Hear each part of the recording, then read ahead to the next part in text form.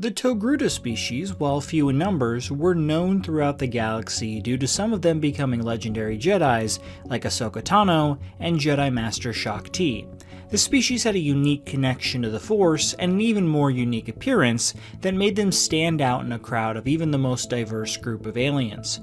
In this video, we'll explore everything there is to know about the Togruta Star Wars species. The Togruta species was discovered by the Republic 25,000 years before the Battle of Yavin. Their home planet was called Shili, which was located in the expansion region of the galaxy. Even in present times, the planet remained mostly free of industrialization. The planet was covered in vast grasslands, forests, hills, and mountains, with unique color patterns of reds and blues. The Togruta species developed their unique skin tones as a camouflage to blend in with their unique environment, and lived in harmony with the land, often traversing the land barefoot, as they felt it provided a better connection with the elements.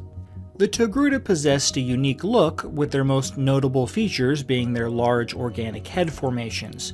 Togruta possessed two large cone-like horns called montrals atop their skulls, and three leku, known as head tails, that sprouted downward.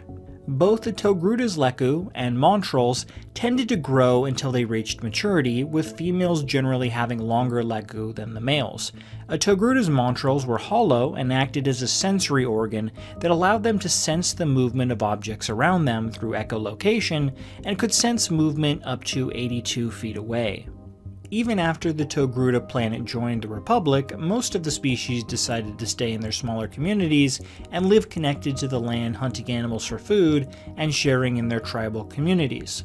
Some Togruta did eventually broaden their horizons, and a large colony in the neighboring planetary system of Kyros reached nearly 50,000 Togruta. Their unique way of life connected with the land and not wanting to get involved in the greater affairs of the galaxy put them at odds with the Republic from time to time. As far back as the Great Galactic War, an event known as the Togruta Uprising caused many of their species to turn their back on the Republic, until it was later discovered that it was orchestrated by the Sith to further fracture the Galactic Republic at the time. The Togruta had naturally lower midichlorian counts than most other species, but strangely they had a higher than average ratio of individuals that were Force sensitive. The Jedi believed their natural living lifestyles allowed them the ability to commune with the Force to a greater degree than the average citizen did on most industrialized worlds. Their unique echolocation provided by their montrals was also believed to allow them to more easily sense the Force than a species without that unique feature could not do. Throughout the life of the Republic, many Togruta joined the Jedi Order. Interestingly enough, it appeared that more females of the race became Force sensitive than males of the species. The most well-known Togruta Jedi were Jedi Master Shaak Ti, who was on the Jedi Council during the events of the prequel trilogy. Shaak Ti was considered one of the wisest Jedi by Master Yoda. However, she failed to see Chancellor Palpatine's growing Sith influence until it was too late. Shaak Ti was killed while meditating in the Jedi Temple on Coruscant by Anakin Skywalker during his siege of the temple. Another famous Togruta Jedi was Ahsoka Tano, who was a Jedi during the time of the Clone Wars and the Padawan of Anakin Skywalker. Ahsoka eventually left the Order after she was framed for bombing the Jedi Temple during the final days of the Clone Wars. After she was found innocent and welcomed back into the Order, she refused, as she felt the Jedi and the Republic had lost its way. This act most likely saved her life, and she was able to escape Order 66 and eventually went into hiding.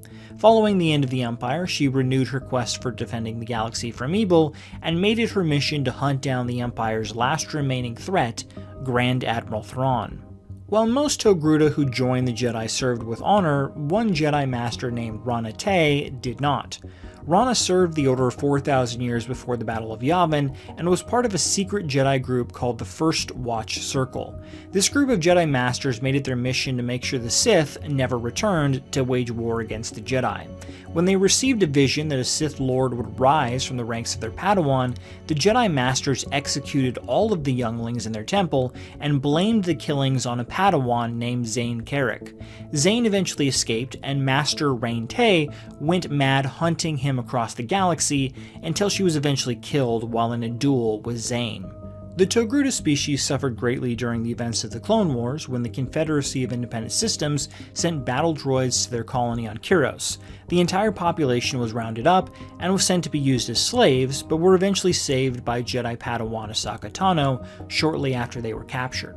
Following the rise of the Empire, the Togruta suffered even more, and like most Force sensitives under the Empire, it's most likely that the many Togruta who had a connection to the Force were executed or forced to work for the Empire. Following the return of the Republic, the Togruta once again became Republic members and were happy to be a part of a now more welcoming galaxy.